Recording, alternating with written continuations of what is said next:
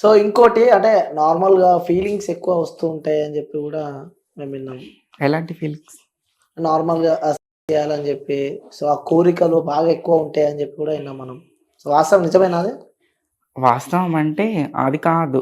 చాలామంది అట్లా కొంతమంది చెప్తుంటారు. కానీ హ్మ్. ఫీలింగ్స్ అనేవి ఎక్కువ ఎవరికి వస్తాయంటే అబ్బాయిలైనా, అమ్మాయిలైనా, ట్రాన్స్‌జెండర్స్ అయినా కొంతమంది అబ్బాయిలుంటారు, కొంతమంది అమ్మాయిలుంటారు, కొంతమంది ట్రాన్స్‌జెండర్స్ ఉంటారు. వాళ్ళకి ఎట్లా అంటే ఎక్స్‌ట్రార్డినరీ ఫీలింగ్స్ ఎక్స్‌ట్రా ఉంటాయన్నట్టు వాళ్ళలో. హ్మ్. ఇంకా వాళ్ళు 24/7 చేయమన్నా చేస్తూ ఉంటారు హ్మ్. హ్మ్. కొంతమంది. ఇంకా అట్లా దాంట్లో ఓన్లీ ట్రాన్స్‌జెండర్స్ అనే కాదు. అబ్బాయిలైనా అబ్బాయిలుంటారు, అమ్మాయిలుంటారు, ట్రాన్స్‌జెండర్స్ ఉంటారు. అందరికీ అట్లా ఉంటాయి కానీ ఓన్లీ ట్రాన్స్‌జెండర్సే అని అట్లా చెప్పేవాళ్ళు అట్లా మాట్లాడతారు. ఇంకా జనాలు లోకులు కాకులు ఎన్నైనా మాట్లాడతారు వాళ్ళు. హ్మ్. అంటే ఈ సమాజంలో అంటే ప్రెజెంట్ ఉన్న ఈ జనరేషన్‌లో ట్రాన్స్‌జెండర్స్‌కి వాల్యూ ఉందంటారా? లేదంటారా? లేదు. ఎందుకలా లేదని?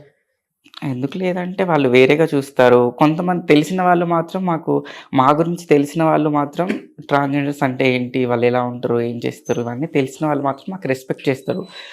దాని గురించి మా గురించి వాళ్ళకు తెలియని వాళ్ళేంటంటే బ్యాడ్‌గా బిహేవ్ చేస్తారు. బ్యాడ్‌గా మాట్లాడడం గానీ, తిట్టడం గానీ, లేకపోతే మమ్మల్ని ఇబ్బంది పెట్టడం, పిచ్చి పిచ్చిగా మాట్లాడడం ఇట్లాంటివి ఇబ్బంది పెడుతుంటారు కొంతమంది మమ్మల్ని. హ్మ్. మీరిది, అది, మీరు రియలా? ఫేకా? ఇట్లాంటివి అడుగుతూ ఉంటారు. అట్లాంటివన్నప్పుడు బాధనిపిస్తది. కానీ హ్మ్. ఇంక వాళ్ళకి తెలీదు అన్నట్టు మేము సైలెంట్‌గా ఉంటాం. హ్మ్. అంటే ఎప్పుడైనా అరే! ఎందుకు ఇలా మారాను? ఈ జన్మ ఏంది? ఎందుకిన్ని బాధలు అని జెప్పి ఇలాంటి ఎప్పుడైనా అనిపించినాయా మీ లైఫ్‌లో? చాలా టైమ్స్ అనిపిస్తది. హ్మ్. కానీ హ్మ్, నచ్చలేదు అని చెప్పి చచ్చిపోవాలనంటే చచ్చిపోలేం కదా! హ్మ్. అంటే ఎక్కువ ఎలాంటి సందర్భాలలో అనిపిస్తూ ఉంటది? ఫైనాన్షియల్ స్ట్రగుల్స్ వచ్చినప్పుడు, హ్మ్.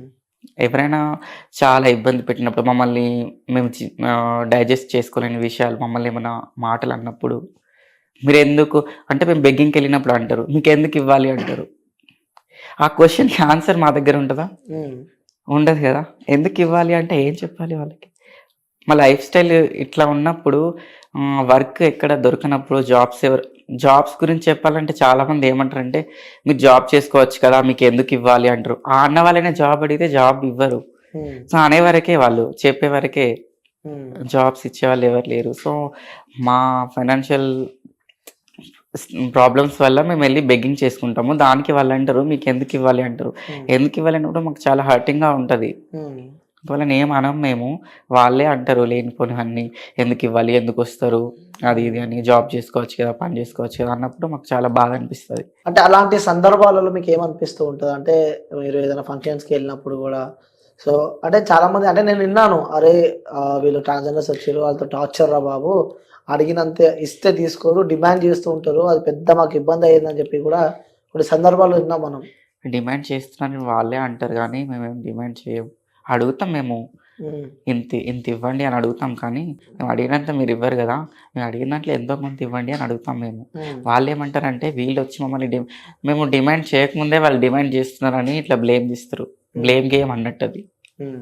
ఇప్పుడు ఆపరేషన్ లేకుండానే మోకాళ్లకు ప్లాస్మా ట్రీట్మెంట్. మీ ఆర్థోపెడిక్ సమస్యలన్నిటికీ రోబోటిక్ టెక్నాలజీ ద్వారా తక్కువ ఖర్చుతో శాశ్వత పరిష్కారం. Free consultation. ప్రతి ట్రీట్మెంట్ పై 20% డిస్కౌంట్. ఈ ఆఫర్ కొద్ది రోజులు మాత్రమే. త్వరపడండి. V9 hospitals 9281 465 842.